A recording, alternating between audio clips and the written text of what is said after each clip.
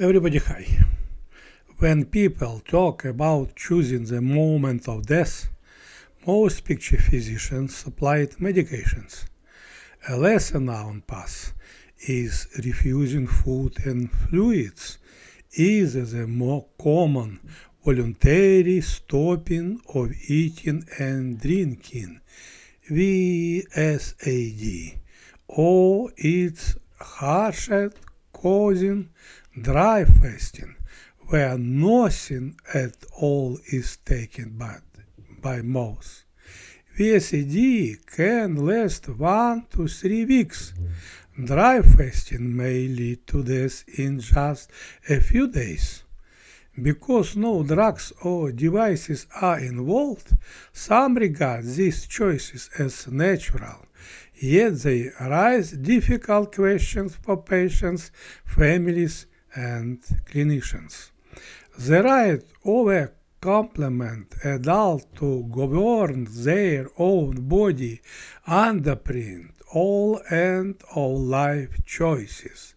For fasting to be ethically sound, the person must clearly understand the process and choose it free of coercion or untreated depression.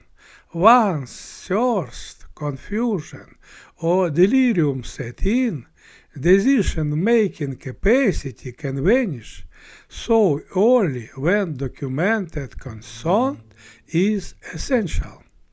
Dry fasting is not a gentle drift to sleep. Intense thirst, mouth pain, headaches, muscle cramps, and agitation are common.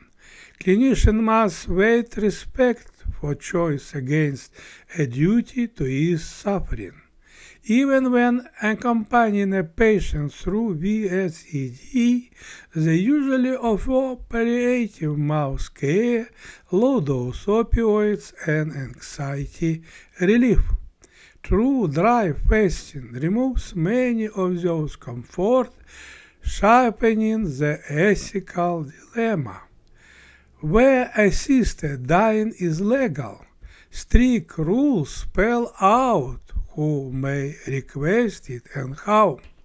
Dry fasting occupies a legal gray zone. A competent adult may refuse intake, but clinicians who appear to encourage or support the act can risk sanction. Clear institutional policies and ethics committee reviews help staff respond case by case. Modern palliative medicine can relieve pain, breathlessness, anxiety, and insomnia in most people.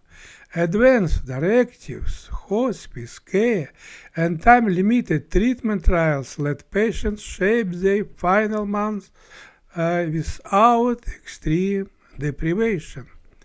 Before any commit to dry fasting, teams should explore whether symptoms can be controlled and spiritual or existential needs met in gentle ways. Since 2016, medical assistance in dying, MAID, has been legal in Canada, giving clinicians experience in responding to requests to hasten death. By contrast, research and guidelines on VSED remain sparse. No national standards outline how healthcare professionals should assess requests, document consent, or provide symptom relief during fasting.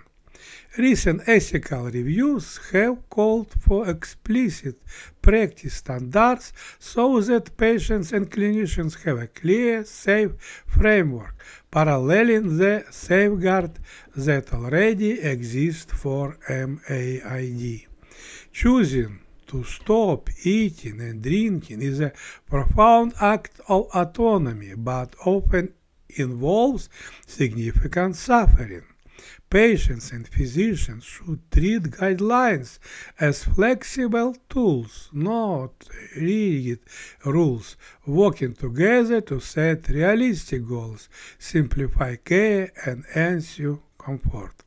High-quality palliative care and clear professional standards, including those now being proposed for Canada, can narrow the gap between a textbook ideal and real-world practice, making a dignified death attainable without resorting to extreme means.